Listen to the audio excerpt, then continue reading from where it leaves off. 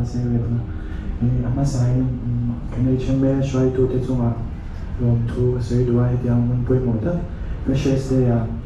cái về thì lúc thế sai tu thế nhưng nào ra thì à rồi mẹ mà thì họ sẽ đuổi thì sang cái musician thế thì mẹ mà quay chung mình chung à bữa hắn lòng thu cái sẽ đuổi bữa thì sang cái lòng sụp tu đi cái nó về thì cái nó sẽ đuổi na cái sẽ là đầu cơ không giống rồi thì ta cần làm đúng không thì mà hay cái sạch cũng rất là cái đó dài dài rồi những con phải sẽ sang cái hàng thì ha sẽ